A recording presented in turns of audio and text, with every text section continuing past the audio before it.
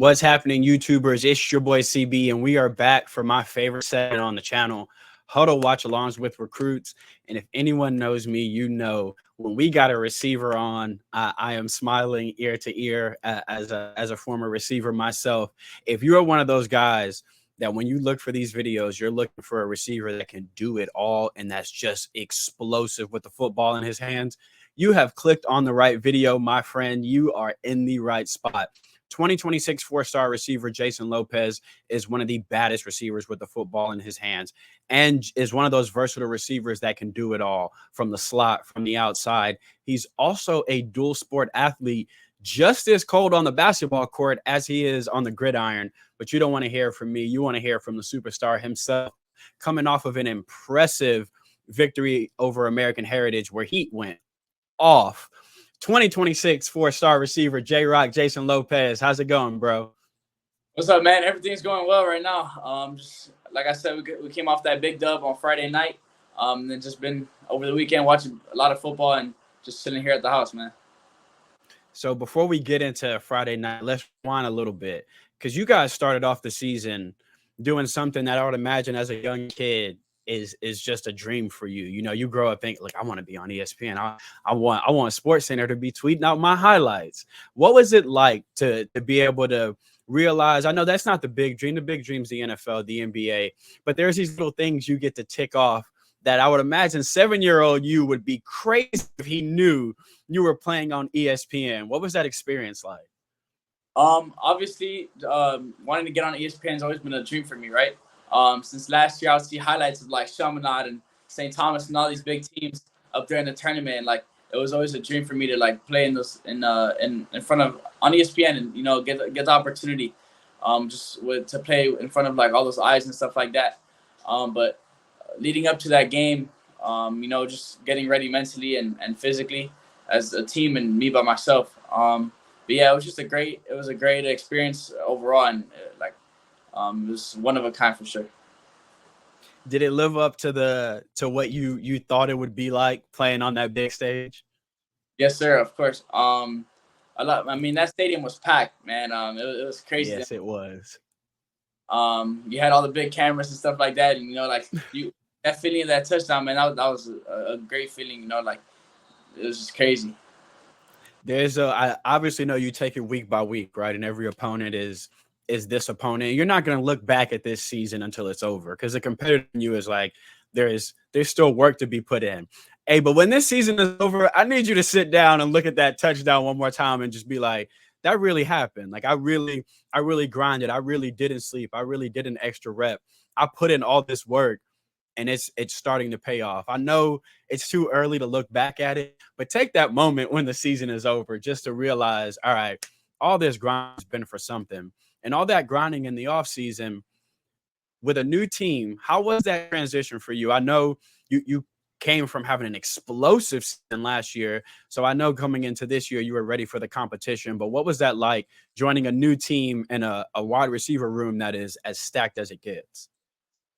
I mean, since the first day I got here, I was always pushed, as a player and as a person. Every day, playing next to these guys and just working out with these guys, I would learn new stuff from them that I didn't learn from where I was at my old school. Just getting to work with these guys and wide receiver coach G, he taught me a lot of stuff that I didn't learn from like where I came from or since I was younger and stuff like that. So it was just it was a big transition for me. The summer and spring was also big, like the workouts and stuff like that. It got me in shape and it got me right for now in the season.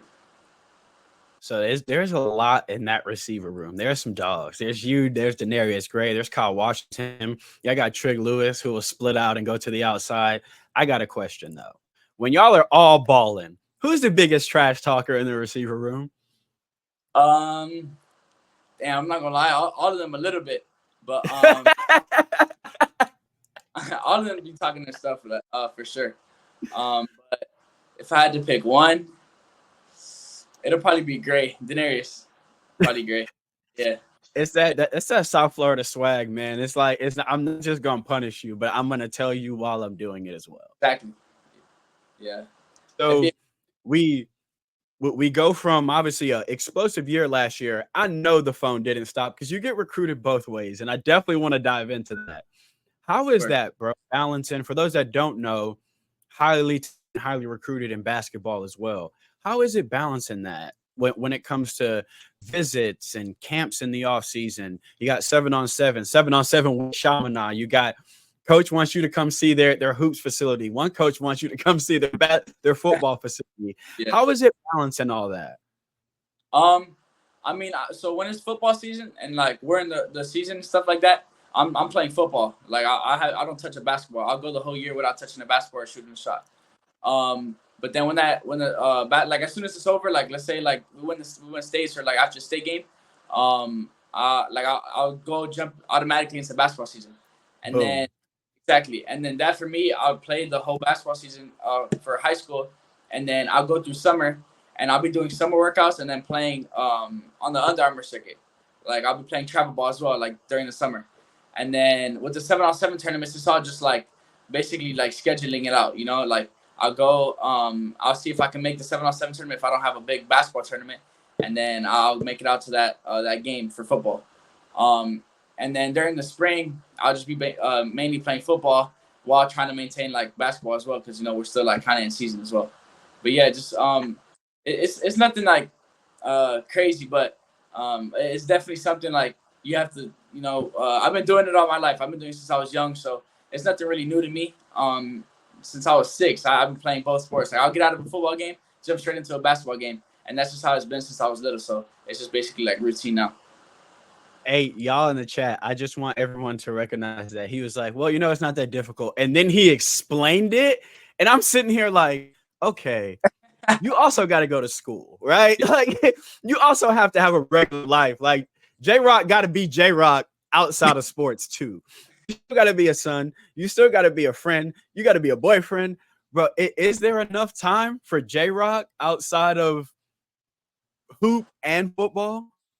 Of course. I mean, after like during football season, it's just basically football for me. So I get out of practice, get the homework done, and then I can get on the phone for a little bit, talk to girls and stuff like that. But yeah, over the weekends, I mean, I'm really free unless like if I'm not like at a football game or watching football, like I'm free over the weekend. So that's basically like mainly time I have, or if not like after practice or and stuff like that. You can definitely make time. So. I like that you still find that balance, because with that schedule, I'm sitting here going, I know he tired. Like I know he ain't gonna say it, but I know but I like that in your mind too. There's still that balance that the main thing is the main thing. If I'm hooping, I'm hooping. Exactly. If I'm running routes, I'm running routes. I'm not running routes and then I'm dribbling after. Like the main thing is gonna stay the main thing. Obviously, that's how you've been able to do both at a high level. So I want to dive into some of this recruiting because it's fascinating being recruited for both and for some schools at both. One school in particular, Kentucky, that I want to touch on. They're really excited about you. You're apparently going to go back for another visit, but Sure. also a prolific basketball team as well. What's that relationship like with the Kentucky staff on both ends? So Kentucky came out last spring for football, and they came out to a couple practices, and then I ended up dropping the offer for football. I stay in touch with that coach, like I've been staying in touch with him throughout the season and stuff like that. But for basketball, I haven't really spoken to him for basketball actually. Kentucky hasn't That's been. wild. Yeah, that's reached out. Hey, Kentucky, let's go. Like, what are we doing here? He gonna be on campus later this year. I know. Like, let's go. Yes, sir. But yeah, I haven't spoken to Kentucky basketball wise. But if they hit me up, that'll be something big, So. How much of that is factored in when a school does start talking to you, when they say, hey, look, we obviously want you to play receiver, but hey, we know you hoop too. How does that factor in when you're making these early decisions on where to visit or who to try to make a priority to?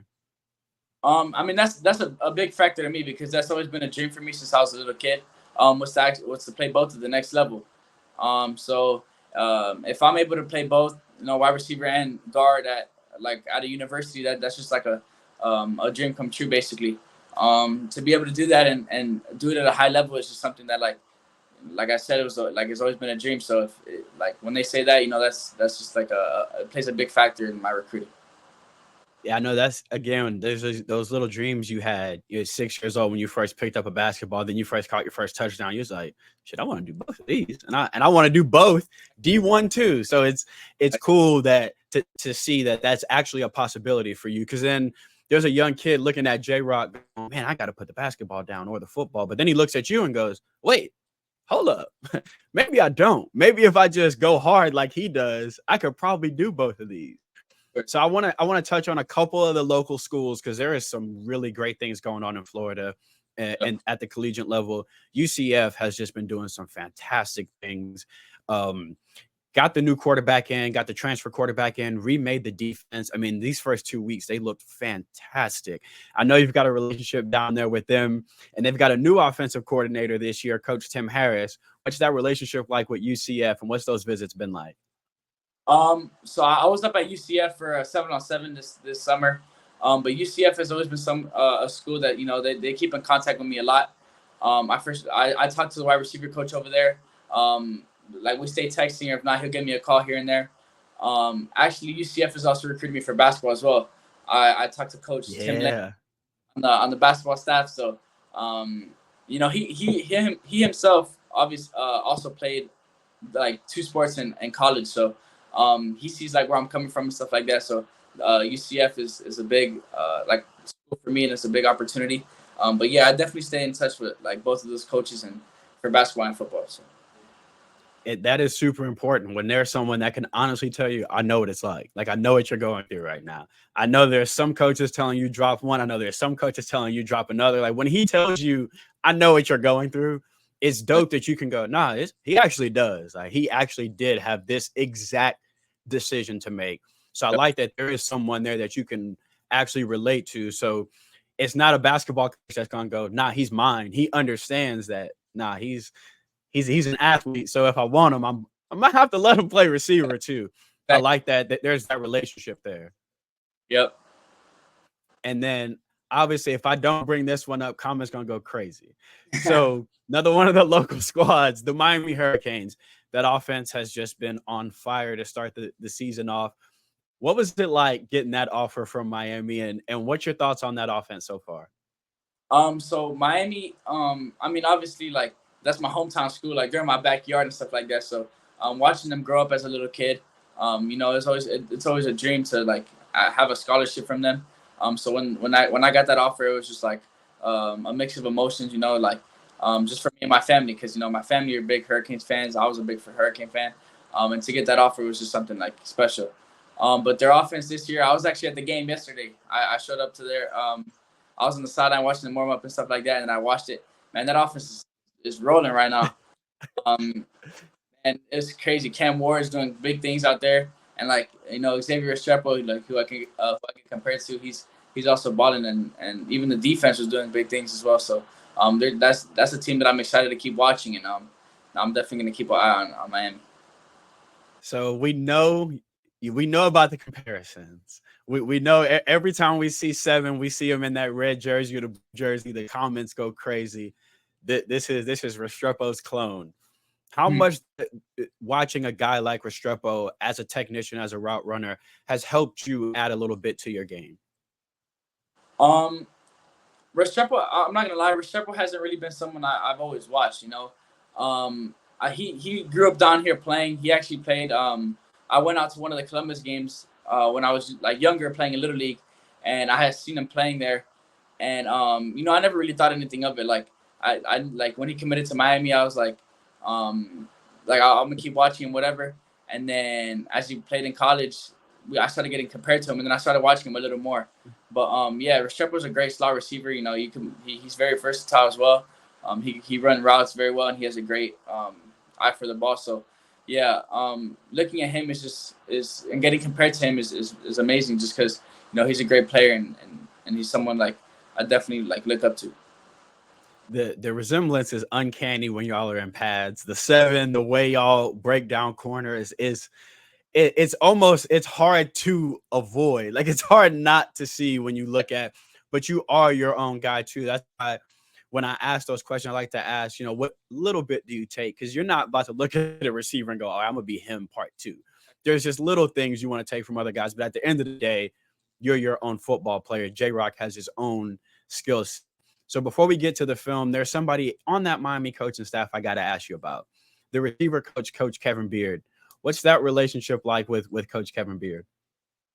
So Coach Beard, so when I was like a freshman, 8th grade, I went to a lot of like the Miami camps, right? I went out to a couple of them, and I would always do my thing. He would always keep an eye on me. And so like I would talk to him, and we would just keep in touch, but he never really dropped the offer. And then as spring came by, when I transferred out here to Chaminade, he came out to one of the practices, and I did my thing, and I was balling that day. And Coach Beard, I've always been in touch with him, and I've always kept in contact. And we had a great relationship. And after the practice, or I spoke to him, and he just gave me the offer. And ever since that, I'm not gonna lie, we don't really text or call as much, but every time I see him or I see him in person, we always have a great relationship. He's a very, very cool guy, down to earth guy. We always get along, and yeah, Coach Beard is someone that I really respect. Yeah, Coach Beard pulled up to that Chaminade practice. He saw this film I'm finna show y'all and was like, do we have an offer for him yet? And somebody said no. He was like, give me a pen, give me a pencil. Let me write this thing down however I could. That's got to be rewarding, though, when you get offers that way. When someone done pulled up, they saw you, and then they're like, all right, we got to shoot this thing. Like, that's got to be one of the most rewarding ways to get an offer. Obviously, after a game, too. But when they see you in person balling, and then the first thing they do is they go back to their coach and they're like, hey, if he ain't on the books, get him on the books. That's got to be an awesome experience I had to go through. Yes, sir. So what we about to show y'all here is Jrock's latest performance. 11 catches, 247 yards against a fantastic defense here. So one of the things I love about your game, bro, is you hear slot receiver, you hear, oh, he's a guy in the slot, he's a quick guy, but you are versatile. You do get it from everywhere. Yes, how much do you feel like this part of your game is underrated, the ability to take the top off of a defense? I feel like it's a big part of my game, and this what makes me different, because you can put me in the slot and run a bubble route, and I can get you the first down. I can get you 10 yards. But you could also put me on the outside and run a post curl or a comeback or a dig route, and I could also, be versatile out there on the outside as well. So just having that part of my game, it also makes me harder to guard as a defense and as a staff, because you can't just say that like, oh, he plays slot, let's put a linebacker over him. You could easily just move me to outside and then have the DB have to cover me. So yeah, I just feel like that's a big part of my game, and it adds a lot of versatility. They know they can't key on 7. No matter where 7 is, you don't know what he's running. You have no idea what the offense has planned for him on this play. Did you used to play running back in Little League, bro? No, actually, in Little League, I played quarterback. Really? I won 4 STCs down here, which are like Sean Taylor Classics, like the Super Bowls, and Pop Warner as a quarterback. So, yeah, I played quarterback. When did you start making that transition to receiver? When I first, so my seventh grade year, I went out to play for True North. They had like a varsity squad, and I went out to practice. And they already had like a starting quarterback, or like a varsity quarterback. So, I've always been able to play receiver. Like even when I was playing quarterback, I was always like athletic, and I could always move out to receiver and run a couple routes and catch the ball. So, I already knew I had that in me. But when they moved me out to receiver, I was playing varsity as a 7th grader, and I started that year as a receiver. And then, I started making a lot of plays. All right, we got to talk about this. We got to unpack this. What was that like as a 7th grader playing varsity, and not just playing? You're not standing on the sideline holding your helmet. You're asked to contribute. What was that experience like?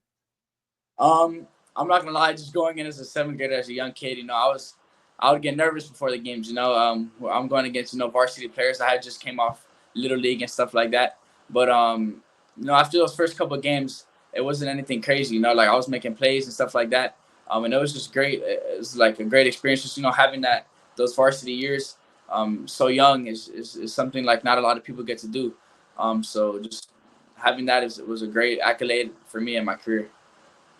You feel like being thrust into the fire that early, that young, like you said, first year out of Little League, literally fresh out of Little League, you're getting this experience. You're going up against 3 stars, 4 stars, guys that are trying to make a name for themselves for the next level. You feel like that helped you when you got to Chaminade? Because, like we said, first game on ESPN, everyone would think, all right, people have the jitters, but I ain't trying to age you, but you're a veteran of varsity football at this point. You feel like them early reps helped you not really shy away from big moments? I mean, of course, obviously doing it for a couple years, doing it for such a long time now, it's becoming routinely, just preparing for a game for high school. It hasn't been, just like 1 year, my freshman year, my sophomore year. I've been doing it for 7th, 8th, 9th, and 10th. I basically did a whole high school career already. Yes. So just being able to do that and having that experience, it's something that like I'm already used to, and it's been a big help for me actually in my career. Those reps are so invaluable. Like that's when I saw that, I was like, this. I had to look at the tweet. I was like, hold up, let me stop and really read this. Starting in the 7th grade, I was like, oh yeah, we talking about that for sure. Because bro, that now I understand why you view the game in a mature way, why you're able to break down your off-season schedule. You've been doing this, bro. You're not new to this. You've been doing this since 7th grade. At this point, this is how you conduct yourself. This is your routine. Now, I keep rewinding this play for a reason. The route running, bro, the crispness, the ability to explode out of your breaks, to make every route look the same, the technician, the smoothness. Where does that come from? That attention to detail to route running? I mean, it's basically naturally God given. I never really done a lot of training when I was younger. Actually, I never Really? yeah. So as soon as I started playing receiver, I just kept practicing and practicing and practice. But I never did like any one-on-one trainings or like stuff like that. I just kept repping it out in practice and stuff like that. And I just got better as I learned, as I kept going. And a lot of these guys like Denarius, Khan, all these guys, I would watch them get in and out of breaks. They would help me out too because they've been doing that for a while as well, and they're big time guys. So yeah, I never really did any training or stuff like that, but I've always had it naturally since I was a little kid, and yeah. Look at this route, fam. And I just want to add that the defensive backs he is playing against in this game are all playing D1 football at some point in the next year or two. Do you have a favorite route, JROC? Like when a specific route is called, do you look at your quarterback like, hey, you know what's up? You know this my route. I want to say a big post, like 12-yard, 12, 15-yard big post. That's based off speed, and like you catch that or you get a little space on that, it's a touchdown for sure. So I've been running that post for 2 years now, and I think that's definitely my favorite route. Is it because you like setting people up early because they don't know speed? They use zoom past them one time, and now that corner's like, oh, he got this too. They told me he was a screen guy, and now he got this. So now everything you run off of that, boys just can't stop at that point. Yes, sir. How much you feel like being a former quarterback, and I know you played quarterback earlier in your career, but that's still diagnosing a defense. That's still trying to understand where the ball needs to go. How much do you feel like playing quarterback helped you when you made the transition to receiver? I feel like it was a big help for me actually. I see the game different as a receiver, knowing from like what it looks like as a quarterback. I feel like I could put myself in where the quarterbacks want me to be in.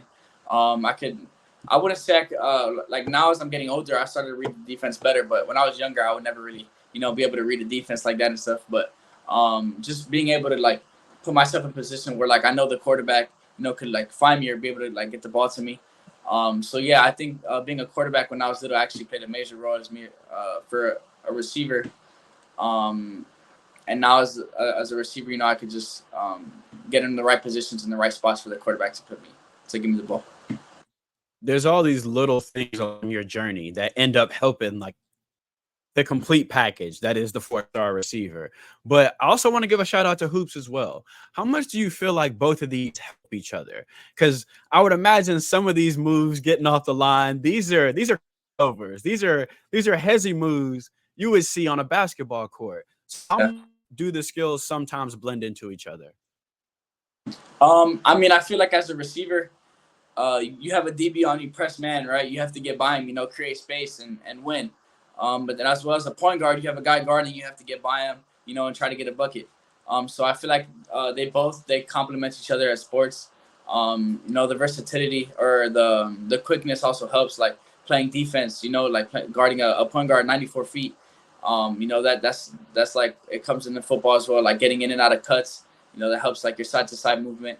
And then the football or the basketball, like the conditioning part of it. You stay in shape all football season, and then it just transforms to basketball season. And now you're playing in a basketball game, 48 minutes, and you're not getting tired. So in that fourth quarter, when your defender's getting tired, you're still like in shape.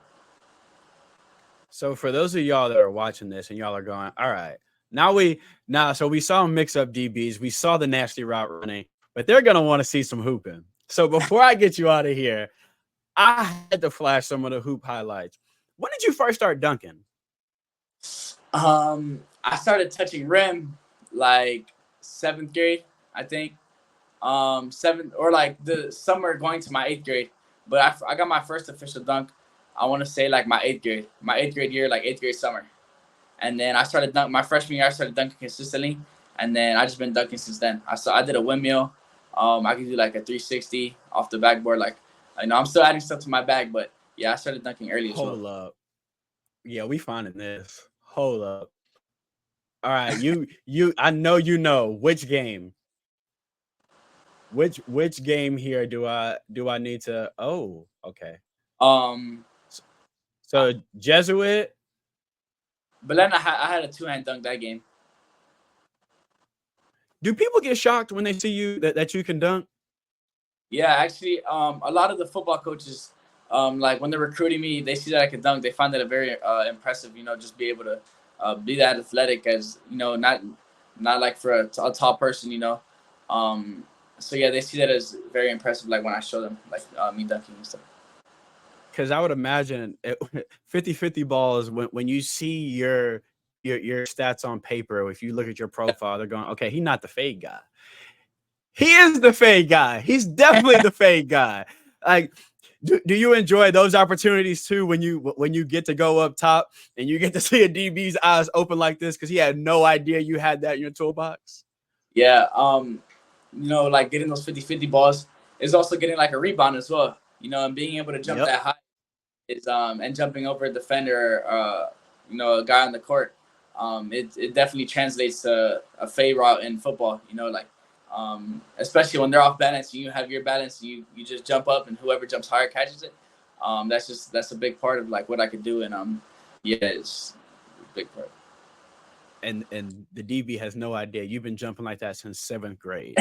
So as someone who has been thrust into high competition on both sides of your athletic career in basketball and in football, when do you feel like the game started slowing down for you? When do you feel like you could intercept the pass and know that you had the fast break and know you could game? And when you knew, all right, mid play, I know they asked me to run this at 7, but I'm watching how this safety's playing. Let me cut this a little bit shallow, get my quarterback, a better target. When do you feel like the game started slowing down for you and it allowed you to just process quicker and play off athleticism?